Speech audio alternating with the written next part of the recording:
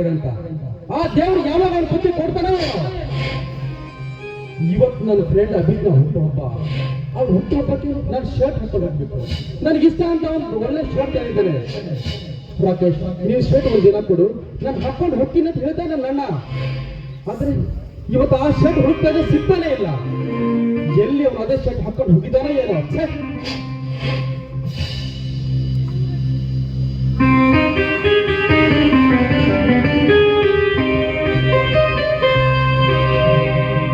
ಇವತ್ತು ಟೈಮ್ ಬೇರೆ ಆಗ್ತಾ ಇದೆ. ನಾನು ಬರ್ತಡೇ ಪಾರ್ಟಿ ಹೋಗ್ಬೇಕು. ಸಿಗ್ತಾನೆ ಇಲ್ಲ. ಅಮ್ಮ ಅಮ್ಮ,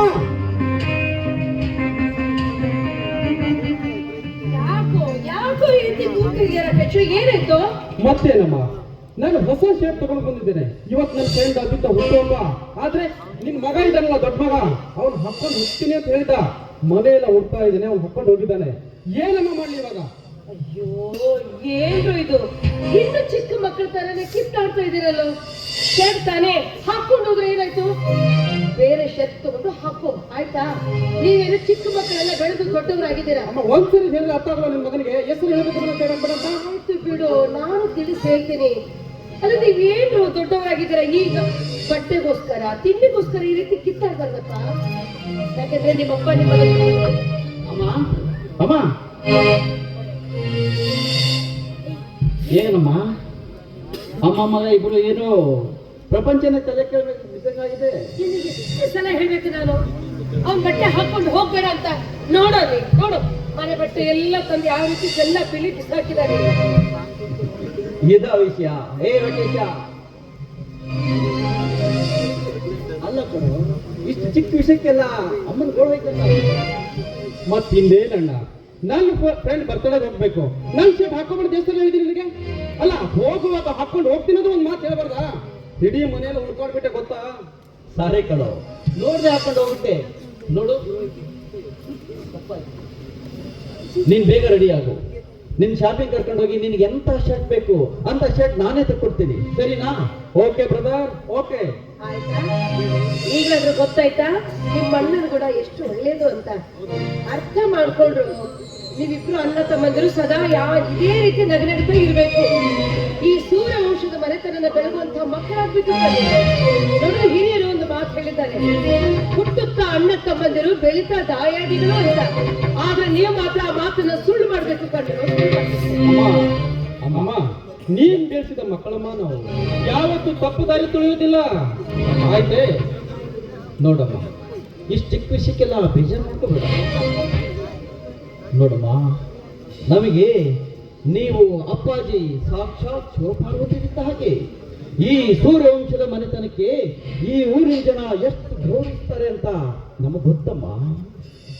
ನಾವು ಅಷ್ಟೇ ಅಮ್ಮ, ಈ ಸೂರ್ಯವಂಶದ ಮನೆತನದ ಗೌರವವನ್ನು ಎಂತ ಪರಿಸ್ಥಿತಿಯಲ್ಲಿ ಎಂತ ಸಂದರ್ಭ ಬಂದರೂ ನಮ್ಮ ಪ್ರಾಣವನ್ನಾದರೂ ಕೊಟ್ಟು ಕಾಪಾಡ್ತೀವಿ ಅಂತ ನಿಮಗೆ ಮಾತು ಕೊಡ್ತೀವಿ, ಆಯ್ತಮ್ಮ? ಆಯ್ತಪ್ಪ, ನಾನು ನಿಮ್ಮಿಬ್ಬರಲ್ಲಿ ಬಯಸೋದು ಒಂದೇ, ಒಟ್ಟಿನಲ್ಲಿ ನೀವು ಚೆನ್ನಾಗಿರ್ಬೇಕು ಅಷ್ಟೇ.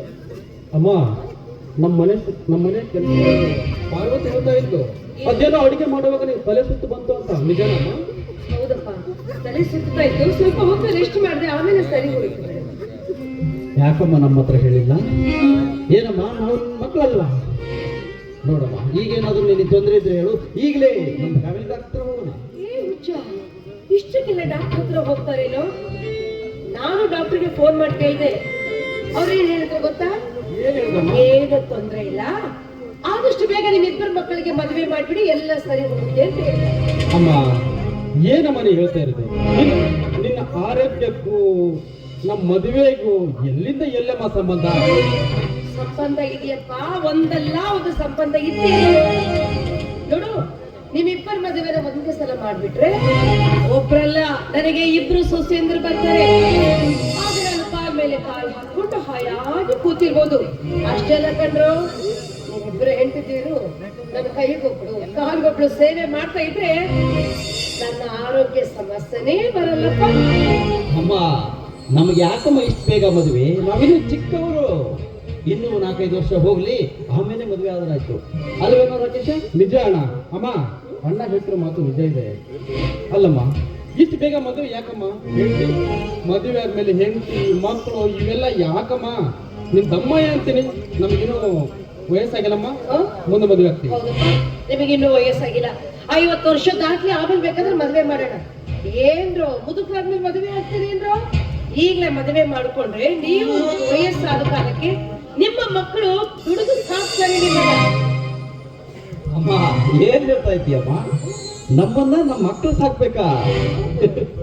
ಅಲ್ಲಮ್ಮ, ನಮಗೆ ನಮ್ಮ ತಂದೆಯವರು ಗಳಿಸಿಟ್ಟಿರೋ ಆಸ್ತಿ ಬೆಟ್ಟದಷ್ಟಿದೆ. ಅವರು ಅದನ್ನೇ ನೋಡ್ಕೊಂಡು ಕಾಪಾಡ್ಕೊಂಡು ಉಳಿಸ್ಕೊಂಡು ಹೋದ್ರು ಸಾಕಮ್ಮ, ಉಳಿಸ್ಕೊಂಡು ಹೋದ್ರು ಸಾಕು. ಅದಕ್ಕೆ ನಾನು ಹೇಳ್ತಾ ಇರೋದು, ಅಪ್ಪನ ಆಸ್ತಿನ ನಂಬಿಕೊಂಡು ಬದುಕ್ತಾ ಇರೋ ನಿಮಗೆ ಜವಾಬ್ದಾರಿ ಇಲ್ಲ. ಆದಷ್ಟು ಬೇಗ ಮದುವೆ ಮಾಡ್ಬಿಟ್ರೆ ನೀವೇ ದುಡಿದು ನೀವೇ ನಿಮ್ಮ ಹೆಂಡತಿ ಮಕ್ಕಳನ್ನ ಸಾಕ್ಬೇಕು. ಆವಾಗ ನಿಮಗೆ ಜವಾಬ್ದಾರಿ ಬರುತ್ತೆ.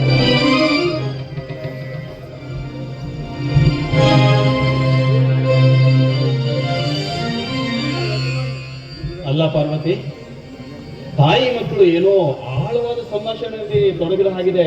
ವಿಷಯ ಏನು ಅಂತ ನಾನು ತಿಳ್ಕೊಬೋದಾ? ಅಯ್ಯೋ, ವಿಷಯನ ಕೇಂದ್ರ ಇದೆ. ನನ್ನ ಮಕ್ಕಳಿಗಿಬ್ಬರಿಗೂ ಜವಾಬ್ದಾರಿಯ ಬಗ್ಗೆ ಅರಿವು ಮೂಡಿಸ್ತಾ ಇದ್ದೆ. ಅವರು ನನಗೆ ಹೇಳ್ತಾ ಇದ್ರು, ಅಮ್ಮ ನಾವು ತಂದೆ ತಾಯಿಗೆ ಕೆಟ್ಟ ಹೆಸರು ತರೋ ಮಕ್ಕಳಾಗಲ್ಲ, ಮನೆ ಕೀರ್ತಿ ತರ್ತೀವಿ, ಈ ಸೂರ್ಯ ವಂಶದ ಬೆಳಕನ್ನ ಬೆಳಗ್ತೀವಿ ಅಂತ. ಅದೇ ದೇವಿ, ನೀವು ಜಿಲ್ಲಾಧಿಕಾರಿಗಳನ್ನ ಭೇಟಿ ಆಗೋದಕ್ಕೆ ಅಂತ ಹೋಗಿದ್ರಲ್ಲ, ರೈತರು ಬೆಳೆದಿರುವ ಕಬ್ಬಿನ ಬೆಳೆಗೆ ಸರಿಯಾದ ದರ ಸಿಗ್ತಾ ಇಲ್ಲ, ಮಾತಾಡ್ಕೊಂಡು ಬರ್ತೀನಿ ಅಂತ ಹೋಗಿದ್ರಲ್ಲ, ಏನಾಯ್ತು? ಪಾರ್ವತಿ, ಈಗಿನ ಕಾಲದಲ್ಲಿ ರೈತರ ಕಷ್ಟಗಳನ್ನ ಕೇಳೋರು ಯಾರಿದ್ದಾರೆ ಹೇಳು? ಅಧಿಕಾರಿಗಳು ಅಷ್ಟೇ, ರಾಜಕಾರಣಿಗಳು ಅಷ್ಟೇ. ರಾಜಕಾರಣಿಗಳ ಹತ್ರ ಕೇಳಿದ್ರೆ MLA ಅವರು ಅದೆಲ್ಲ ನಮ್ಮ ಕೈಲಿ ಏನೂ ಇಲ್ಲ ರೀ, ಮುಖ್ಯಮಂತ್ರಿಗಳ ಜೊತೆ ಮಾತಾಡ್ತೀನಿ, ಏನಾಗುತ್ತೋ ನೋಡೋಣ ಮುಂದಕ್ಕೆ ಅಂತ. ಅದೇ ಅಧಿಕಾರಿಗಳ ಹತ್ರ ಹೋದ್ರೆ, ಸರ್ ನಾವೇನ್ ಮಾಡೋದು ಸರ್, ಸರ್ಕಾರ ಏನ್ ಹೇಳಿತ್ತೋ ಅದನ್ನೇ ನಾವು ಮಾಡೋದು ಅಂತ ಹೇಳ್ತಾರೆ.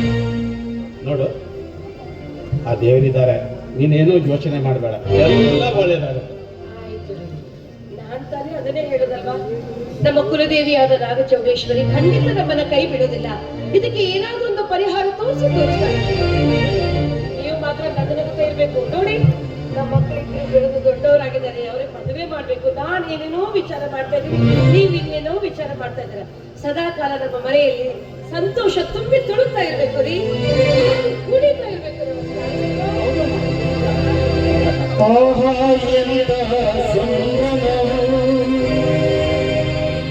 ಈ ದಿನದ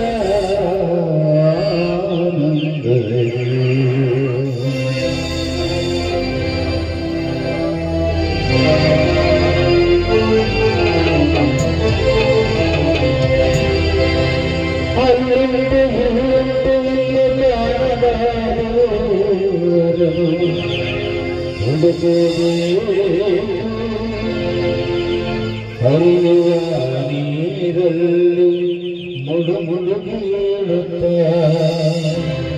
ಒಟ್ಟಿರುವುದು ಎನ್ನುವ ಕಲ್ಪನೆ ಮನಿ ಮಂತ್ರಾಲಯ ಮನಸ್ಸಿ ದೇವಾಲಯ, ಮನಿ ಮಂತ್ರಾಲಯ ಮನಸ್ಸಿ ದೇವಾಲಯ. ಪ್ರೇಮ ಸರೋಟ ಪ್ರೀತಿ ಮಾತಿ ನಂದಾಗೀತ ಹರಿತಗಾಲಲು ಜನ್ಮ ಸಾಧನ. ಮನಿ ಮಂತ್ರಾಲಯ ಮನಸ್ಸು ದೇವಾಲಯ, ಮನಿ ಮಂತ್ರಾಲಯ ಮನಸ್ಸು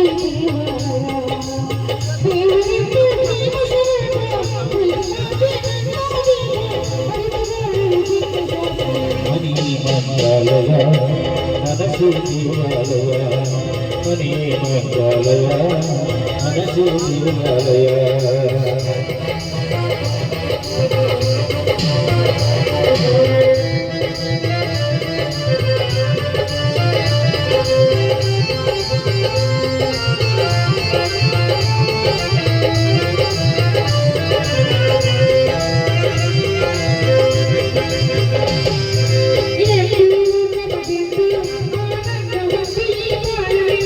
ಹಿಂದೂ ನಮಗೊಂದು ಆನಂದವನ್ನು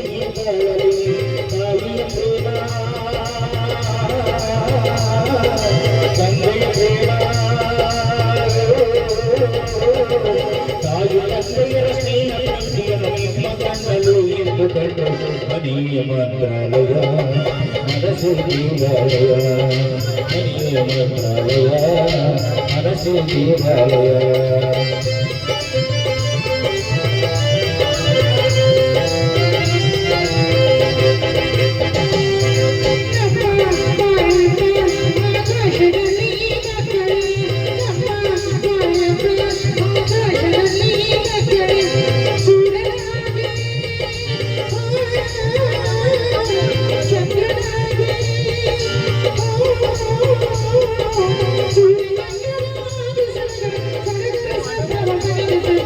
ಹರಿಯ ಮಂತ್ರಾಲಯ ಮನಸ್ಸು ದೇವಾಲಯ ಲಾ ಲಾ ಲಾ ಲಾ ಲಾ ಲಾ ಲಾ ಲಾ ಲಾ ಲಾ ಲಾ ಲಾ.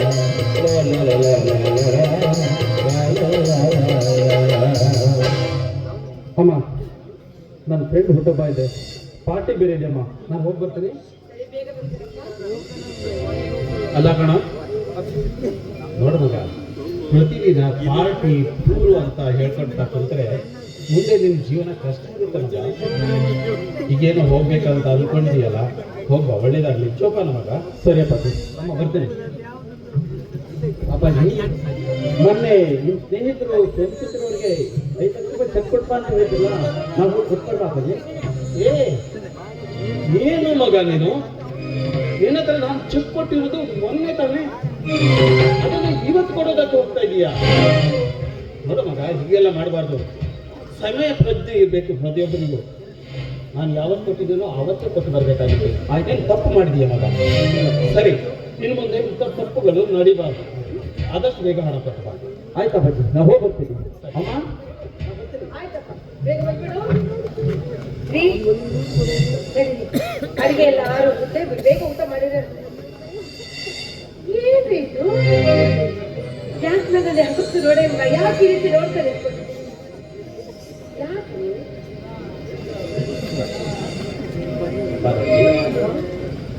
ನಿನ್ನ ಹತ್ರ ಮಾತು ಹೇಳಿಲ್ಲ. ಹೇಳ್ರಿ. ಅವತ್ತು ನಿನ್ನನ್ನು ಮದುವೆ ಆಗ್ಬೇಕಾದ್ರೆ ನೀನು ನನ್ನ ಕಣ್ಣಿಗೆ ಎಷ್ಟು ಸುಂದರವಾಗಿ ಕಾಣ್ತಾ ಇದೆಯೋ ಅಷ್ಟೇ ಸುಂದರವಾಗಿ ಈಗೂ ಕಾಣಿಸ್ತಾ ಇದೆಯಾ ಕಣೆ. ಏನ್ರಿ, ಬರ್ತಾ ಬರ್ತಾ ನಿಮ್ ಚಿಕ್ಕ ವಯಸ್ಸು ಬರ್ತಾ ಇದೆ ಅನ್ಸುತ್ತೆ. ನಡೀರಿ, ಊಟ ಮಾಡಿ.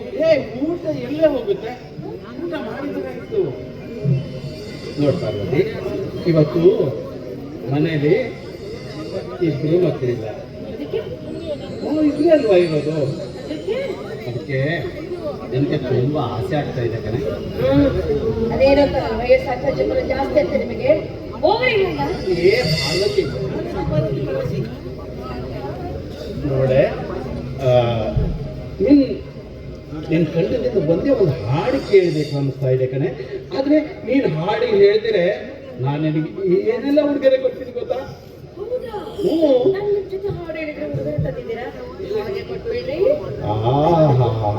ಕೊಟ್ಬಿಡ್ತೀನಾ?